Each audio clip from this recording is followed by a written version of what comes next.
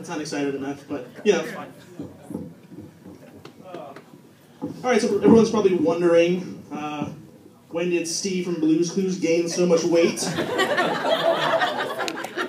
It's been a tough couple of years, you know, the show got canceled and whatnot. You might be wondering where Blue is, right here. Tough economy, I'm sorry. Had to go, someone had to go. I'm really glad to see that a lot of people don't have their phones out. Everyone has had them out lately because of the crazy things that have been happening around the country. But if I'm on my phone, it's usually because I'm using a lot of all the apps that we have at our disposal. I just wish that apps would start to get a little bit more judgmental and informative when I would use them. Like, everyone knows about the app Shazam, that you can hold it up to the radio, it tells you what song you're listening to. But I feel like it should definitely let people know when they're making a mistake. Like, oh, you just discovered a song by Creed. Why not kill yourself? There's also an app that I like to use called Get Glue, where you check into various movies and TV shows and you tell your friends what you're watching.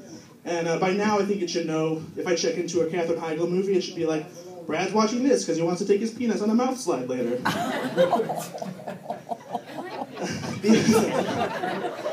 The other app that I like to use is Foursquare, where you check into locations. And after you check into a location so many times, you become the mayor of that location. And at one point in time, I was the mayor of Cinnabon. And my grandma could not be more proud. She would tell her friends when she would get together and play bridge or whatever the fuck old ladies do, like, my grandson is the mayor of Cinnabon, and he didn't campaign or anything like that.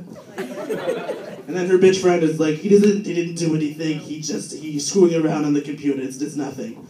My grandma is a bitch, and she defends me to the death. She's like, you're just pissed because your grandson's the mayor of prison. But as the mayor of Cinnabon, I did have to bring her free Cinnabon all the time, and it got a little bit expensive. So I realized I should probably become the mayor of something my grandma doesn't like black people. When I'm not doing my mayoral duties at Cinnabon, I'm a pretty big movie buff, and I love talking to people about movies. Like, I never get bored. I love quoting them, and it's always a lot better than talking to sports fans, because sports fans are the only people that get really pissed off at the thing they're supposed to be entertained by. Like, something bad happens, like, oh, fucking fumble and bad call and horse shit, and throw beers at tables. But if I'm in a movie theater and something doesn't go the right way for the hero, I'm not like, God damn it, Ron Weasley, Harry Potter wouldn't be in this situation if you weren't scared of fucking spiders. Really, Jurassic Park? Velociraptors can just open doors now? And how the fuck did that T-Rex get in the lobby without anybody noticing? Fuck you, Steven Spielberg, and fuck you, Tyrannosaurus Rex. Hey, Transformers, how about some fuel-efficient vehicles for once? We don't have to drive a semi around everywhere, do we? Speaking of Transformers, I had a really nerdy realization that a lot of the vehicles that they transform into have to be driven by someone who's very skilled. You know, it's a semi, there's jets, and even a Camaro is a fast car. But it also made me realize that's probably why there's only one female Transformer. Sorry, ladies. But it's not your fault. I mean, not all women are bad drivers, but Michael Bay, being a douchebag, probably thought that, and so that's why he made the only female Transformer a pink motorcycle. And I imagine it's probably because Optimus Prime at one point is like, Autobots, roll out! And then, God damn it, Karen. I'm sorry, I was painting my rims, and I wasn't paying attention. Where are we going? What's going on? And that was the end of the female Transformers. There's also no gay or lesbian Transformers. I imagine there's probably transsexual Transformers. You could probably still call them Transformers, though.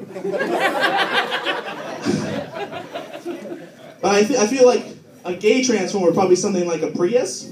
And it would probably transform into like a hairstylist robot. Your gears are a mess, honey. Let's take care of that right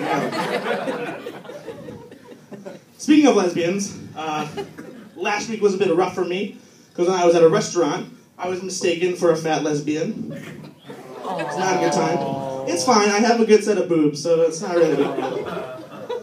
But I heard another term along those lines where someone described somebody as a diesel lesbian, which was something I hadn't heard before. It's also diesel dyke. Has anybody ever heard of that term before? No. Apparently, It is a way to describe a woman who is very manly, has like a buzz cut or a crew cut, wears flannel, usually drives a semi-truck, that kind of thing. But when I heard it, I thought it might have something to do with Vin Diesel. So it made me think, are there other action star kinds of lesbians? So like the Arnold Schwarzenegger lesbian, whenever she has an orgasm, she just goes, "Get to the chopper!"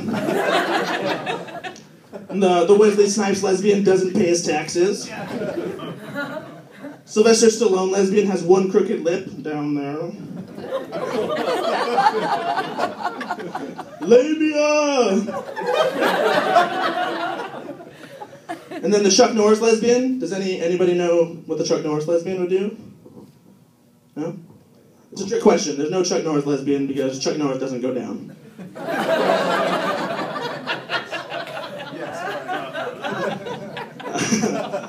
All right, let's talk about food. I'm really worried that food companies are really just like pushing the fat envelope, like making us fatter than we need to be, because they're taking very large foods and putting them in very small foods. Like my sister brought home a bag of carrot cake M&Ms.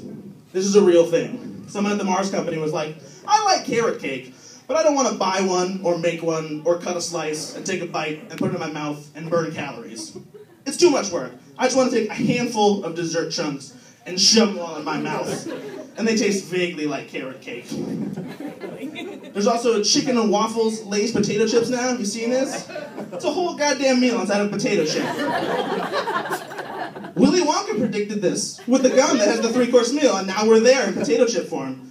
The only way we can allow it now is if we have Oompa Loompas that carry off people that have heart attacks. Where they come in, it's like an Oompa Loompa Doompa-dee-doo. We've got some diabetes for you. But the worst one. Everyone knows about Doritos Locos Tacos by now, right? They're delicious. Whether you're drunk or high, they're fantastic.